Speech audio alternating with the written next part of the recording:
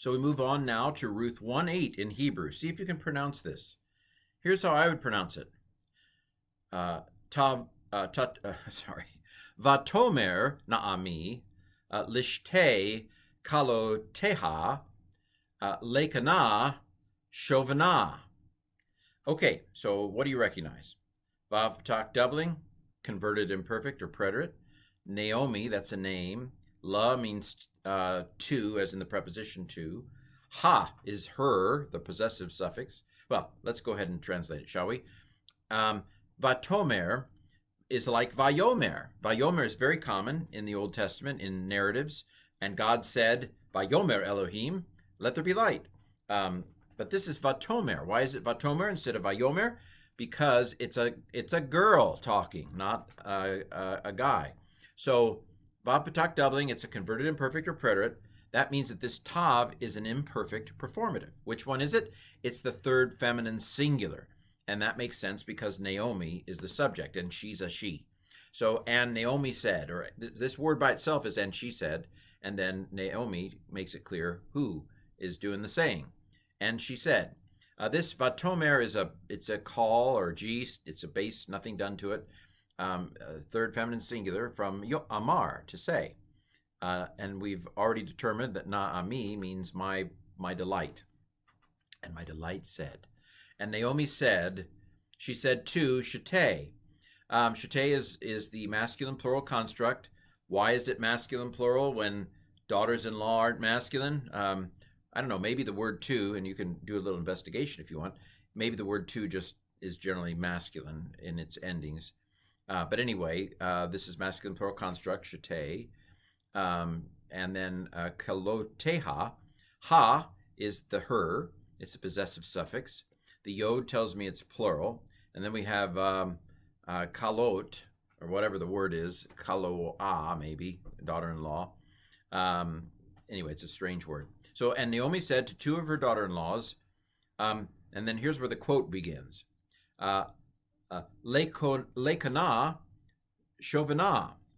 The na here at first puzzled me, but I mean, again, one of the great things about Ruth is we meet some very, very, very rare feminine forms. This is a feminine plural. So if you remember the paradigm for the imperfect, it's tiktolna for the second feminine plural. So y'all kill, y'all women kill would be tiktolna. And the way you form the imperative is you chop the performative off. So instead of it being tiktolna, it becomes katolna. This is halak. Halak, we've already seen, is a weird word. It means to walk, but the ha has been chopped off. It happens with this particular word. So it's a first week in certain circumstances. So this is a command to two women, y'all women, come or walk, get walking, walk back to Moab, is what Naomi's about to tell them. So this is a call or G, imperative, second feminine plural. Same thing here. The na here is all that's left. Tiktolna, chop the t off, and this is shuv. It's a middle weak one. And so it's also two consonants, but shovana, I believe that's a vocal schwa because it is. It's after a long vowel, so it's a vocal schwa. So, and Naomi said to two of her daughter-in-laws, come, return. Isha, see if you can pronounce this. Go ahead, pronounce the line. Isha lavate ima, and then I'll come back to that. Ya'aseh Yahweh imakem chesed. Okay, so Isha is normally the word for wife or woman. You may know that sometimes ish, the word for man, can mean each in certain contexts. Apparently, the feminine Isha can also do each when you're referring to women. But of course, this is a very rare thing because rarely is the Bible talking about an each woman because it's in a patriarchal culture. But we get to see an each here. although ish can be each when it's masculine, isha can be each when it's feminine. So come, return, each lavate to the house. And this is construct. The vowels don't change form, but it kind of looks like a construct, doesn't it? We had a seriod up here and kind of looks like construct. Anyway, each to the house of her mother. So again, notice the hey is often a third feminine singular suffix of some kind. Here it's possessive suffix. Here it's also a possessive suffix. It's just the way the letters before it determine whether it is a ha or an ah. So this is her mother. Each to the house of her mother. So Naomi said to her two daughters-in-law, hey, come, return, each to the house of her mother. And then this is a jussive. The reason why no vowels are there, I assume, is because the Masoretic text is messed up.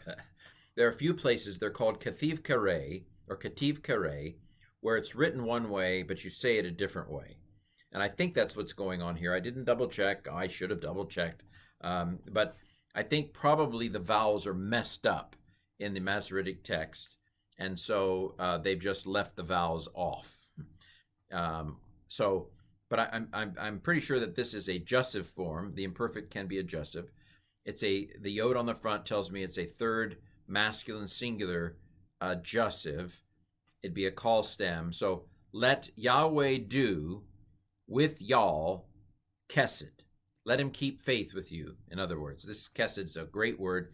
Hard to find one word in English that can do it justice most of the time.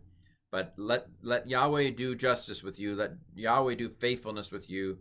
Let him be faithful to you. Something along those lines. And then this is im with, and kem is y'all, with y'all. This is weird because it should be, I would think it should be Ken. I'm Ken. It should be Ken, right? Everything should be Ken. It's Kentastic, right? It's Kenrific. But anyway, it's Kenmazing. But for whatever reason, it's used what is normally the masculine plural with y'all men. Maybe there just wasn't a Emma Ken with y'all women. But anyway, it's a strange thing. Again, I welcome in your comments if you can find out, little details that I don't know about. So let Yahweh do faithfulness with you.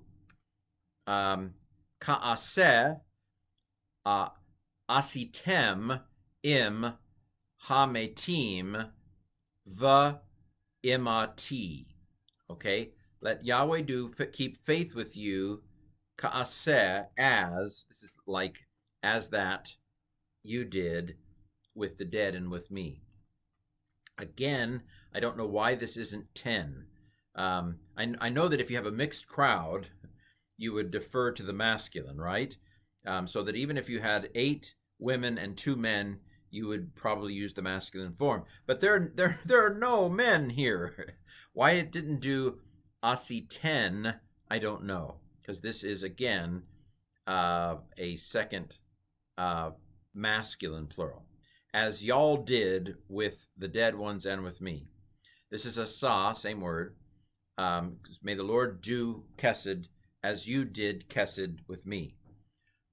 This is kal or G, perfect. The form is second masculine plural from a sa. May the Lord keep kesed with you as you did im with the dead ones. So hey patak doubling is the. Hirik yod mem is masculine plural absolute, where the plural comes from, and then mot is death or dead, and so the dead ones. It's what we call substantive in Greek. We have to come up with the substance. The dead guys. We have to kind of infer that it's talking about the dead guys. And with, there's im again, im, me. And the Hirik yod is the me. And the dalet there, I don't know, it's kind of a, I don't know why the dalet's there. Sometimes they they want to tie it on to something. It's like ballast, doesn't add anything to the meaning. But all right, well, there you have it. A lot of oddities here. I don't know. I didn't do a dissertation on Ruth. I don't know I'm not an expert on Ruth. I don't know the oddities of the Hebrew. Maybe there's something dialectical going on about the Hebrew here. Maybe it reflects a certain time period. I'm sure there have been dissertations on it. Go thou and do one if there haven't. So, and Naomi said to two of her daughter-in-laws, walk, return, each to the house of her mother. May Yahweh do chesed with you as you have done chesed with the dead guys and with me. There you have it, the Hebrew of the week.